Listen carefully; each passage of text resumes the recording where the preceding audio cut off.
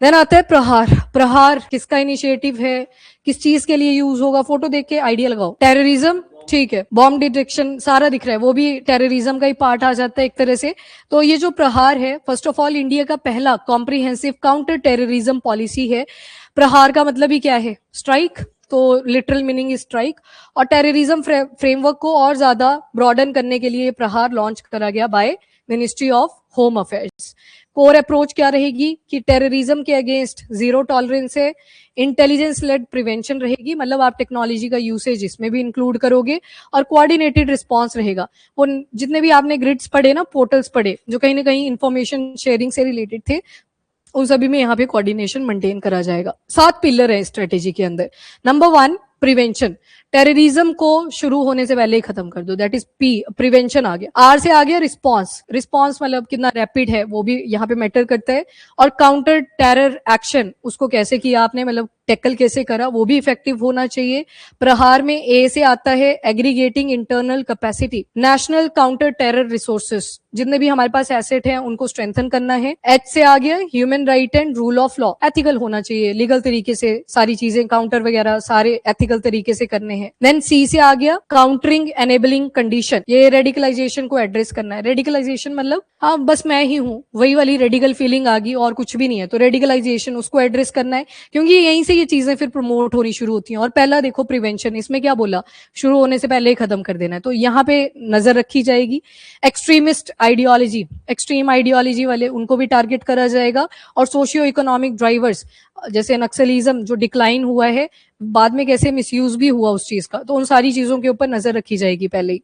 Alignment with global efforts, globally भी बड़ी सारी बॉडीज बन रखी हैं, तो आपने कोऑर्डिनेट करना है उनके साथ भी। तो एक तो इंडिया, पैन इंडिया लेवल पे आपने देखा, पर कोलैबोरेशन बाहर जो टेरर मेजर्स लिए जाते हैं, यूएनओ का बार बार मेंशन होता है, तो उनके प्रोटोकॉल्स के हिसाब से भी हमको चलना है। हेल्प चाहिए हो तो हमने भी करनी है, और उनके साथ भी। वह ये कैसा इमोजी लग गया इधर, रिकवरी एंड रेजिलियंस, तो रिकवरी एंड रेजिलियंस किसकी आ गई, रिकवरी जो एसेट लॉस हुआ है, एंड रेजिलियंस रिहैबिलिटेशन प्रोग्राम्स वगैरह जो चलाने पड़ते हैं। तो प्रहार में ट्राई क्या करा, टेररिज्म से लेके सोसाइटी तक सभी चीजों को आपने टारगेट करा, और किसके अगेंस्ट फाइट करना है, तो टेररिज्म, तो counter terrorism. Zero tolerance and no religious attribution, वही जिसकी वजह से कई बार लड़ाइयां भी होती हैं, तो बोला कि उसका मेन रोल कहीं पे भी नहीं आना चाहिए, वो बाद में होता है, पहले अच्छे नोट पे ही आती है कोई भी चीज, बाद में उसका मिसयूज आप ज्यादा देखोगे। सबसे पहले तो टेररिज्म को आप किसी भी सर्कमस्टांस में जस्टिफाई नहीं कर सकते। कईयों को हम रिबेलियन ग्रुप बोल देते हैं, कईयों को मिलिटेंट बोल देते हैं, कईयों को टेररिस्ट बोल देते हैं, पर वो जो उस ऑर्गेनाइजेशन को मानता है उसके लिए वो नहीं होता, तो आप नहीं बता सकते कि एक्चुअल में कोई चीज क्या है।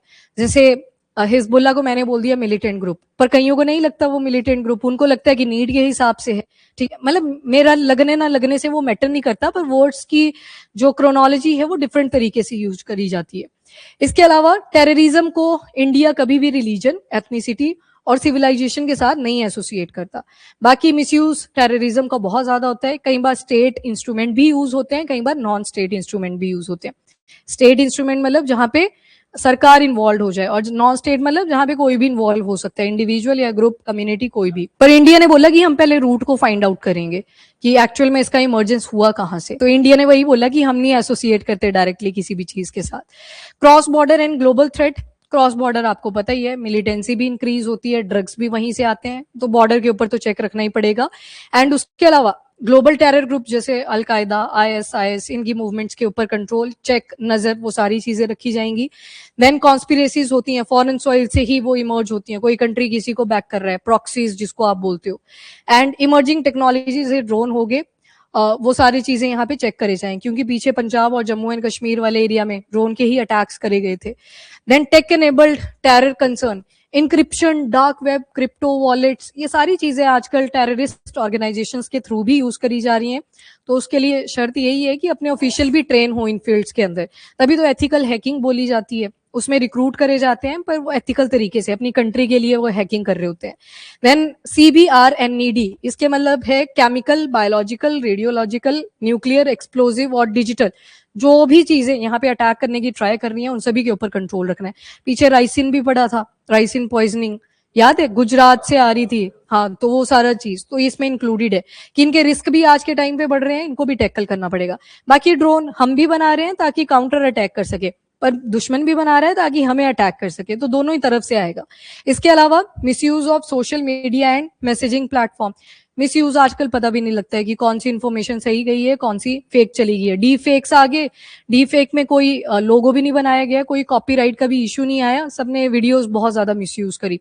आवाज आपकी फेक बनाई जा सकती है। याद है प्राइम मिनिस्टर पहले गाने भी गाते थे तो उनकी आवाज को डी फेक करा गया था। तो मतलब आपको नहीं पता लग रहा है कि कौन सी चीज व्हाइट है, कौन सी ब्लैक है, आप ग्रे जोन में ही चले जा रहे हो। देन उसके बाद proactive disruption of online terror networks. बड़े सारे ऑनलाइन टेरर नेटवर्क्स बन रखे हैं, उनके ऊपर भी चेक करना है, पर अगेन शर्त वही है कि आपके ऑफिशियल भी उस चीज में पूरी तरह से एक्टिव होने चाहिए। Then community engagement and rehabilitation, last point यही देखा था, रिकवरी एंड रेजिलियंस। वहां पे सभी की कोऑपरेशन रिक्वायर्ड होगी, जो जनता है हमारी उनकी भी। डॉक्टर गवर्नमेंट को doctors, psychologist, lawyers, NGOs, religious और कम्युनिटी लीडर्स सभी के साथ बैक टू बैक मीटिंग्स करनी पड़ेंगी, कोऑपरेशंस करनी पड़ेंगी, तभी जाके कहीं वो जो अफेक्टेड कम्युनिटीज हैं उनको हम दोबारा से री इंटीग्रेट कर पाएंगे और रिहैब भी कर पाएंगे अगर कहीं पे जरूरत हुई तो। बाकी प्रिवेंशन किस चीज की करनी है, तो वेपन खरीदने के लिए पैसा चाहिए होगा, तो फंड्स की पहले तो उसको आपको रोकना पड़ेगा कि कहां से एक्सेस आ रही है। Then weapons again cross border ये भी करा जा सकता है, शिप्स के थ्रू करा जा सकता है, एयरक्राफ्ट्स के थ्रू करा जा सकता है, इनके ऊपर कंट्रोल रखा जाए। अब एयरक्राफ्ट जब आप एयरपोर्ट पे जाते हो इतनी ज्यादा चेकिंग होती है, फिर भी चली जाती है ना चीजें, मतलब बीच से कोई मिला होता है, ऑब्वियस ही बात है, तो उनके ऊपर चेक रखना पड़ेगा। एंड सेफ हेवेंस, ये क्या आगे सेफ हेवेंस, हाँ जो मतलब अच्छा घर पर प्रोवाइड कर देता है दुश्मन के लिए कि इधर आ जाओ, यहाँ पे आपको कोई हाथ भी नहीं लगा पाएगा। तो जैसे आप मनी लॉन्ड्रिंग में पढ़ते हो सेफ हेवेंस, बस वैसा ही है ये भी सेम।